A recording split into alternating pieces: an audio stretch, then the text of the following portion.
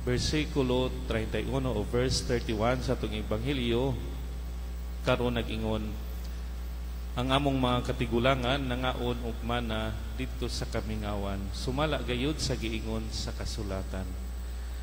Gihatagan niya silagpan gikan sa langit. Gitawag nila kini nga mana nga pan gikan sa langit. Apan unsa bagayud kini nga mana? Unsa ang lami niini? Kini nga mana nipis ug puti nga sama sa hoarfrost nga pagkaon. Kini lami sama sa ostiya nga adunay dugos. Sa literal ang mana nagpasabot nga unsa kini. Ang reaksyon sa mga Israelita niining temporaryong pagkaon nga gihatag ni Yahweh kanila, ang Dios naghatag kanila og pagkaon sa ilang panaw ngadto sa yutang gisaan o promised land. Ang Dios mitabang kanila og nagtagbaw sa ilang kagutom sa mana. Bisan pa niana, may reklamo gihapon sila.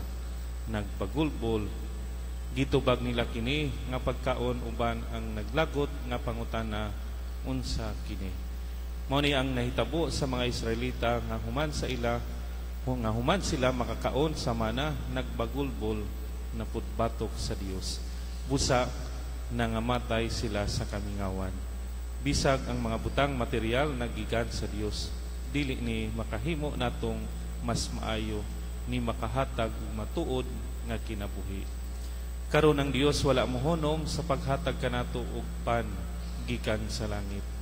Ang Dios kanunay nga naghatag kanato niya ng pan gikan sa langit. Kining pan nga gikan sa langit dili lamang makatagbaw sa kagutom sa tao kunili nakahatag og kinabuhing dayon. Kini nahimong posible diha kang Hesus sa iyang kaugalingon nga maugayod ang pan gikan sa langit. O kini nga pan gikan sa langit makita diha sa sakripisyo sa balaan nga Eukaristiya. Busa ingon nga ang Dios nagpakaon sa mana sa iyang katawhan sa panahon sa ilang igsudo, siya nagtanyag kanato sa pan sa kinabuhi.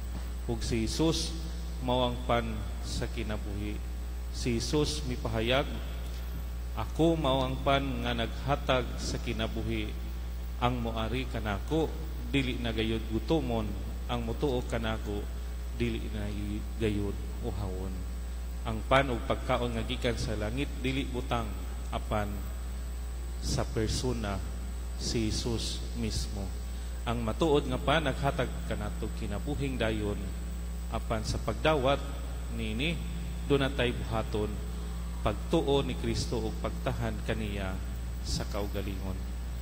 Karon pangutanon nato unsa may atong reaksyon, atong dawaton ba ang iyang giingon uban sa pagtuo ug pagsalig?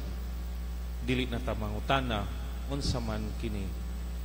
Dili na ta magbagulbol, dili na ta magreklamo, dili na ta mangayo og prueba o mangita pag mga timal-ilhan aron kita motuo. Atong dawaton si Jesus ingon nga pan sa kinabuhi uban ang gugma. Atong tuuhan si Jesus ingon nga pan gikan sa langit. Atong dawaton si Jesus sa balaang komunyon uban sa pagtuo. Amen.